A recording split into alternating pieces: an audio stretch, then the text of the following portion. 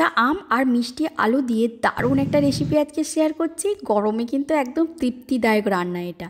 নিমেষেই এক থালা ভাত শেষ করে দেওয়ার মতনই রান্না।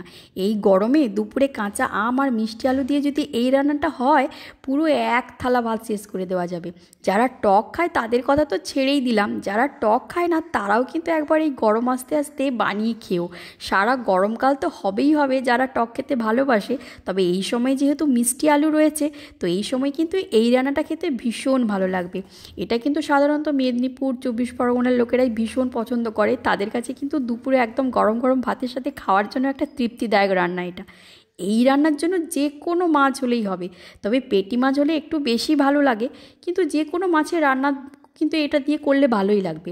আমি এখানে কাতলা মাছের পেটি নিয়েছি, পেটিগুলো কিন্তু বেশ বড় বড় সাইজের। মোরলা মাছ, চুনো মাছ দিয়েও কিন্তু খেতে দারুণ লাগবে। আর শোল মাছ হলে তো কোনো কথাই হবে না।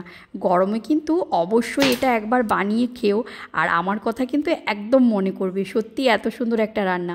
আমরা সবাই এই রান্নাটা খেতে এত ভালোবাসি, গরম এলে তো কোনো কিছু খেতে ভালো লাগবে না। তাই এই রান্নাটা খেলে কিন্তু আমাদের সবার একদম মন পেট সবই ভরে যায়। রাঙা আলু তো মিষ্টি মিষ্টি হয়, আর রাঙা আলু দিয়ে কিন্তু অনেক সবজি তরকারিও হয়। তবে এই সময় রাঙা আলু দিয়ে যে কোনো তরকারিতে খেতে কিন্তু বেশ ভালো লাগবে। মাছে লবণ হলুদ মাখিয়ে রেখে দিয়েছি। রাঙা আলুগুলোকে টকের জন্য একদম পাতলা পাতলা করে কেটেছি। খুব বেশি পাতলা করা যাবে না, ভেঙে যেতে পারে জ্বলে দিলে। বাজারেও কিন্তু এখন প্রচুর আম চলে এসছে। যেহেতু বসন্তকাল চলে আসছে, তাই আম কিন্তু প্রচুর চলে এসছে এখন। যদিও এখন সদ্য আম নয়, তবে এটা আম কিন্তু 12 মাসই পাওয়া যায়। তবে সদ্য আম দিয়ে বানালে তো আরও ভীষণ ভালো লাগবে। তো গরম আস্তে আস্তে আম তখন প্রচুর গাছে হয়ে যাবে আর আমও পাওয়া যাবে।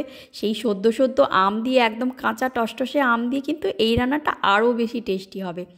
তো মাছগুলোকে খুব একটা বেশি ভাজবো না। তো এই টকের জন্য পেটি মাছগুলোকে খুব একটা বেশি ভাজলে ভালো লাগে না। তো একদম মোটামুটি লাল লাল করে ভেজেছি। এখানে সর্ষে বাটা নিচ্ছি, যে কোনো সর্ষে বাটা, কালো হোক সাদা হোক, তবে সাদা নিলে একটু বেশি ভালো লাগে। আর আমার কাছে সাদাটা ছিল না বলে আমি কালোটা নিয়েছি। তবে তোমরা বানালে কিন্তু সাদা সর্ষেই নেবে। তো কড়াইতে এবার তেল দিয়ে গরম হলে একদম 5 ফোড়ন দিয়েছি, সাথে শুকনো লঙ্কা কয়েকটা কেটে দিয়েছি।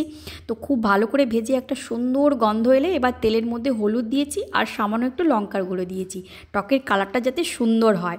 তো আম আর রাঙালুটাকে তেলে করে ভালো করে ভেজে নেব। আমটা পরে দিলেও হতো, তবে আমরা এত টক খেতে ভালোবাসি তাই আগে থেকেই কিন্তু আমগুলোকে দিয়ে দিয়েছি। তো এবার ভালো করে ভাজা হয়ে গেলে সর্ষে বাটা সমেত জল দিয়ে লবণটাকে কিন্তু বেশ পরিমাণ মতোই দিতে হবে, কারণ টকের জন্য লবণটা কিন্তু বেশ ভালোই লাগে।